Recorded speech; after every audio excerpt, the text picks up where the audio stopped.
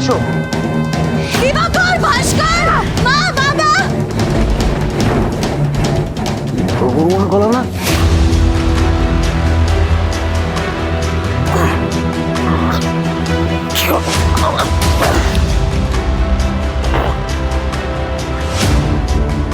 মেজো বউ, শিউলি, তোমরা কোথায় আছো? শিগগিরই এসো, শিগগিরই এসো সবাই।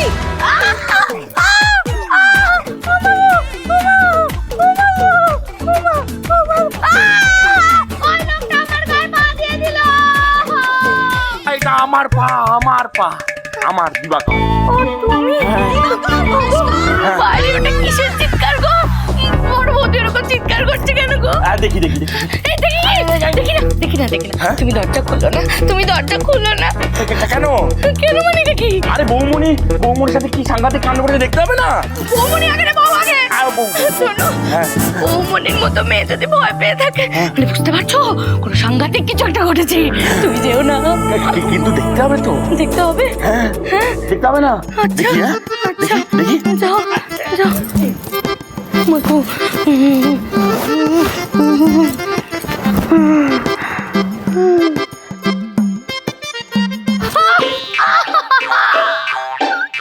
কই গো? কে কোথায় আছো তোমরা? শিগগিরই এসো, শিগগিরই এসো। দেখো আবার কি সর্বনাশ হয়ে গেল, শিগগিরই এসো।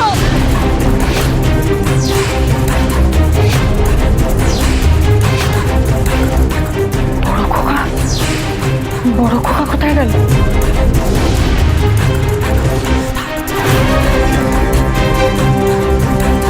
তোমরা একটু তাড়াতাড়ি এসো, দেখো কি সর্বনাশ হয়ে গেল, তাড়াতাড়ি এসো।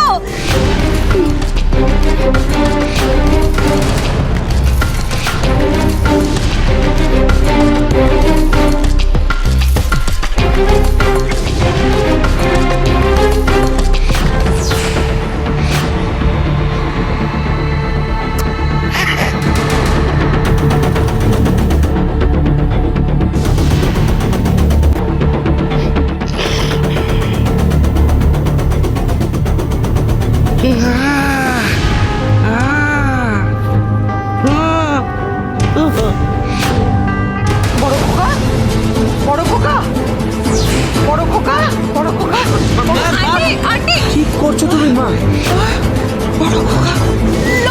লোকটা আমার ঘরে ঢুকেছে, তোমরা শিগগিরই এসো। ওরে বাবা রে, কি হবে? তোমরা শিগগিরই এসো।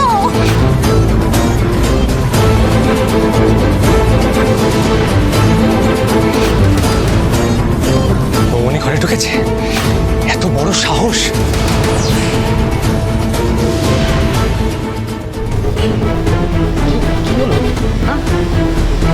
কি হচ্ছে? কি হচ্ছে? মায়ের কথা শুনে ওই লোকটাকে বাড়িতে থাকতে তো দিলেন, আর একটু হলে তো আমার সর্বনাশ হয়ে যেত। ওই লোকটা আমার খাটের তলায় ঢুকে কামড়ে মেরে বসেছিল। কি সাংঘাতিক রে বাবা! বড় বৌমা, বারবার ওই লোকটা করছো কেন? ও তোমার স্বামী তো। পারলাম না মা, আপনি ওই লোকটাকে নিয়ে আদিক্ষেতা করতে পারেন, আমি পারবো না। আমি কোনোদিন ওই অচেনা লোকটাকে আমার স্বামী বলে মেনে নিতে পারবো না, কোনোদিনও না। আপনি আমাকে 1000বার জোর করলে আমি মানবো না। বড় খোকা, বড় খোকা, বড়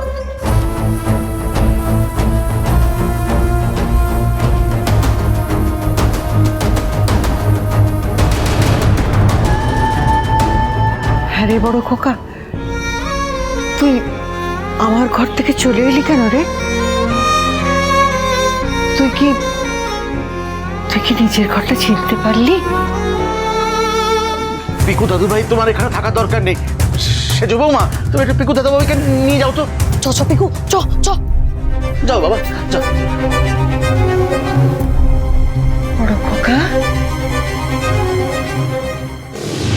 মা, এইসব বাজে কথা রাখুন তো। ওই লোকটা একটা শয়তান, একটা চরিত্রহীন। আমি একটু চোখে মুখে জল দিতে গেছিলাম, আর সেই ফাঁকেও ঘরে ঢুকে বসেছে।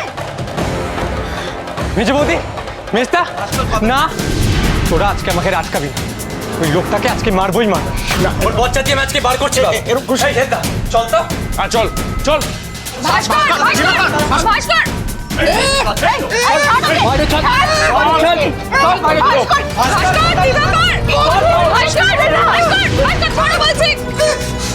মাথা ঠান্ডা করো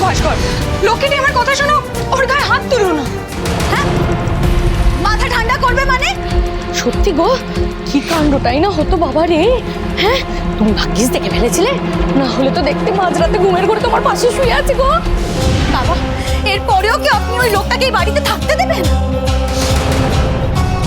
বন্ধু, তুমি এই ঘরে কেন এসেছিলে বন্ধু? ন্যাকামো করো না তো মেজো বউ, তুমিও তো একটা মেয়ে। একটা মেয়ের ঘরে রাতের অন্ধকারে একটা বেটা ছেলে গোপনে কি উদ্দেশ্য নিয়ে ঢোকে, এটা কি এখন আমাকে নির্লজ্জের মতন সবার সামনে বলতে হবে নাকি? না না বড় বৌমা, তোমার কোথাও একটা ভুল হচ্ছে। ও ও নিজের ঘরটা চিনতে পেরেছিল, সেই জন্যই হয়তো এখানে ঢুকেছে। আমার ভুল হচ্ছে না মা, ভুল আপনার হচ্ছে। বাবা, এটা তো শুধু আমার ব্যাপার নয়, এটা তো এই বাড়ির সম্মানের ব্যাপার। মেজে বৌদি ছাড়ো, ছাড়ো বৌদি, সরে যাও, সরে যাও।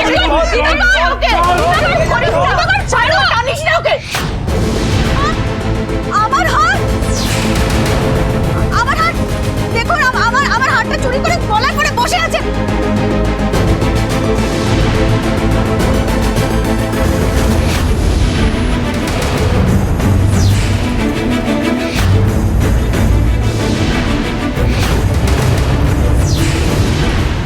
মা, ওই হারটা আপনার বড় ছেলে আমাকে আমাদের প্রথম বিবাহ বার্ষিকীতে উপহার দিয়েছিল। রোজ রাতে শোয়ার আগে যেমন আমি ওটা খুলে দিই, আজও তাই করেছিলাম। আর ওই চোরটা আমার হারটা পরে বসে আছে, শয়তান কথাকার। ওটা ও নিজে তোমাকে উপহার দিয়েছিল, তাই হয়তো চিনতে পেরেছে। মা, একটা অচেনা দুশ্চরিত্র লোককে আপনি অন্যায় যুক্তি দিয়ে রক্ষা করছেন। আপনি কি চাইছেন বলুন তো মা? একটা সর্বনাশ ঘটে যাক বাড়িতে।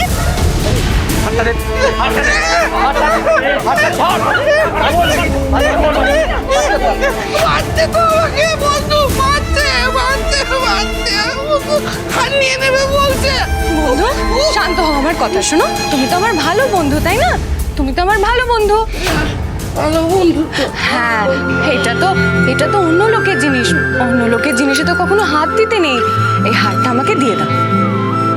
দাও। তোকে দেবো, কাউকে দেবো না। হ্যাঁ, আমাকেই দাও, দাও।